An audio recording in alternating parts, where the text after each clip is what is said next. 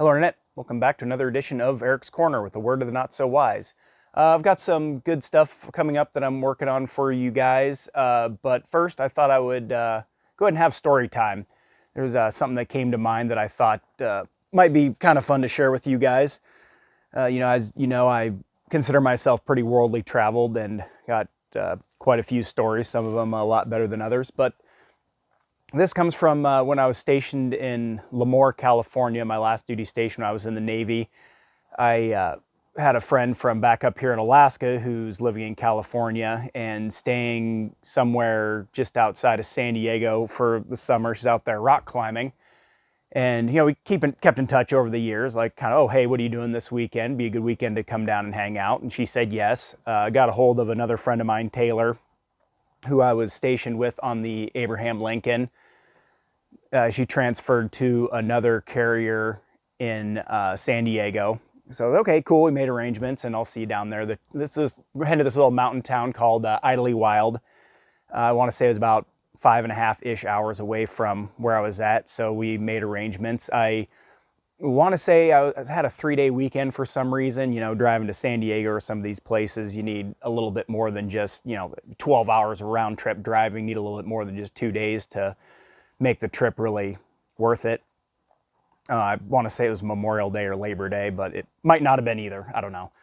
This was about 4-ish years ago. So came down, met up, spent the evening by the campfire hanging out and all kinds of fun stuff. Talk about what we're going to do the next day. So next day, got up, got moving, went rock climbing. My friend Kai, the one that I grew up with up here, avid rock climber, been completely into it, completely nerds out on it ever since I've ever known her. And in fact, that's actually what we were doing when I first met her. Not actually out mountain climbing. We were just on one of the rock wall things that they have at a gym.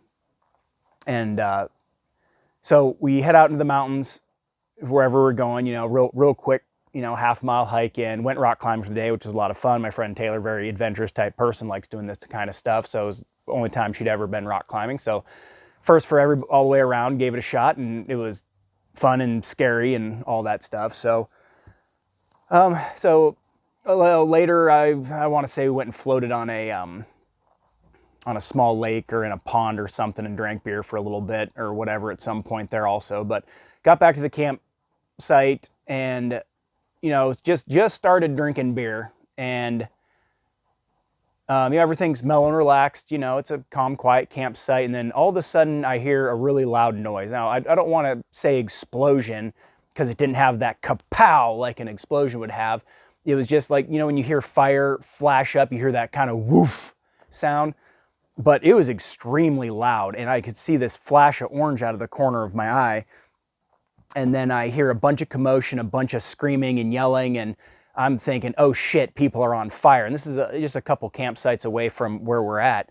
So I dropped my beer. I mean, that's how, oh shit, I was. The fact that I actually dropped my beer. Took off running up the street barefoot, see what was going on. I come around the corner, and I'm expecting to see people on fire and people stop, dropping, and rolling, and there's all kinds of calamity.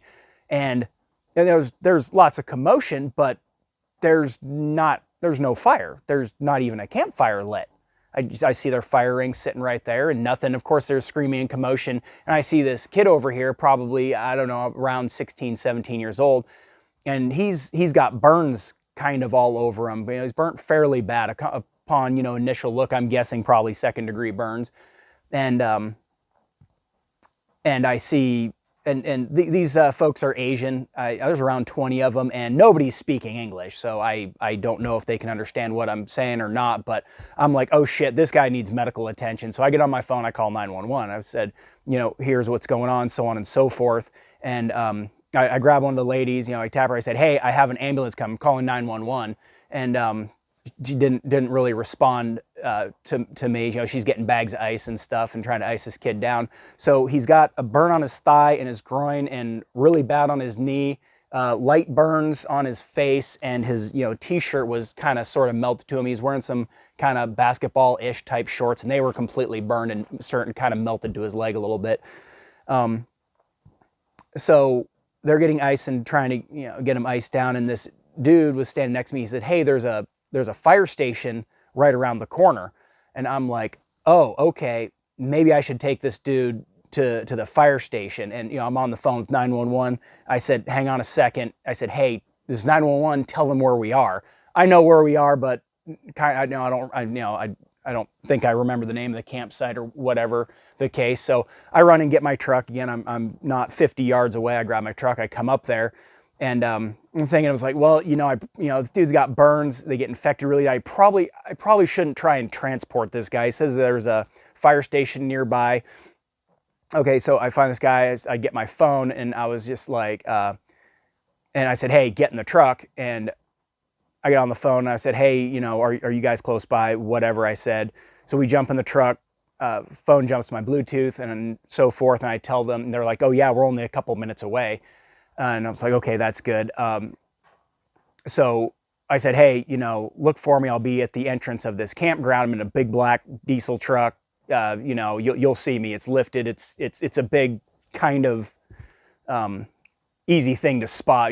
So I run out to the opening. I keep 911 on the phone, and I tell them, I got hazards on, strobe lights, anything to make myself as visible as possible. So we wait, waiting for medical attention. Oftentimes things feel like eternity, but man, I want to say they're there in like 2 minutes. So I see them, they see me. I run them in and kind of vector them in, and because campgrounds are often just a spider web of camping areas, and you come into something like this and just get lost. Which, I mean, it was relatively easy to find. Just go in and take your next right or whatever. So, they follow me. I pull off in my campsite, and they can see where all this is going on, because there's lots of commotion. So ambulance goes up. I sit back down, of course I'm like, all shaky and everything and so forth. So they get him in an ambulance and they get him bussed off. Okay, cool. So I'm sitting down and talking to my friends. They're like, oh, well, what happened? I was like, oh, blah, blah, blah. And I mentioned, I was like, yeah, this kid was burned real bad, but there was like no fire. A park ranger came by, said, I think that's what he was. I'm Officer Dingle Nuts or whatever and so forth. So I just told him what I told you, and he's like, okay, cool, appreciate the help, good job, all that stuff. Got him medical attention. We're getting him to a hospital. And okay, cool. So the next morning, my friend Kai and I are taking her dogs for a walk, and of course we walk by the campsite, and there's a handful of people up and moving around, and I walk over because I'm kind of curious as to what happened, and of course how the kid's doing. And so I grab kind of whoever was near. I was like, hey, good morning. What happened last night? Is the kid okay? In perfect English, he was just like, oh yeah, thanks for getting 911. And yeah, he was lighting the barbecue, and it flashed up on him. And I thought that was absolutely crazy. But they said, well, we got him into the ambulance, and apparently one of the best burn wards in the country was right in the town at the bottom of this mountain. So he was only a half hour ish away from really good medical help, which is good. I was like, well, how are his burns? And he's like, yeah, he had some second degree burns, but for the most part, they were just kind of bad first degree burns, which is pretty good. Shouldn't, scar him up too bad. Hopefully, some kind of lesson learned there. But I was like, well, how did the barbecue flare up? Because, I came around the corner and like there was no fire. He's like, well, he set the barbecue over there on the fire ring. Campgrounds have those enclosed fire rings, and, they just have a couple holes in the bottom. Well, he set this barbecue on top of this, and some of you might know where this is going. When he set it down, he, I assume maybe screwed the propane bottle in. I don't know if maybe the propane bottle wasn't screwed in tight and was leaking, or if he left the valves on. So, he sets it down, screws a propane bottle in, valves were left open, or whatever the case may be. Propane's heavier than air. It's settled into this fire ring. So he sets it here. It's dripping propane. He goes off to do something for a minute, get a lighter, whatever the case, goes to ignite it, and it flared up on him. And, he was, apparently kneeling down on one knee, something like this. One knee was closest. This is where the worst of the burns were, closest, and then on his thigh. So, kneeling down probably like so. And the propane ignited and burnt the shit out of him. So, so just something to be cautious of when you're igniting something like that. Make sure propane's off, which, just kind of kind of a fluke deal. I mean, again, I don't know if the propane tank was not sealed or if that was leaking, but just be mindful of where you set something like that. If it was sitting on a table, it probably wouldn't have done anything because the propane could have been dispersed. The grill might have just kind of gone foof and not been such a big deal. But sitting in a contained area like that where it puddled up and so forth, so. Anyway, that one of my crazy stories. I'll have some more for you here at some point, but hope you enjoyed it. I'm sorry I'm not Mr. Ballin. I'm not quite that good of a storyteller, but I hope it's at least entertaining. Hope maybe you learned something, and so on and so forth. But thank you for joining me. Enjoy the rest of your weekend.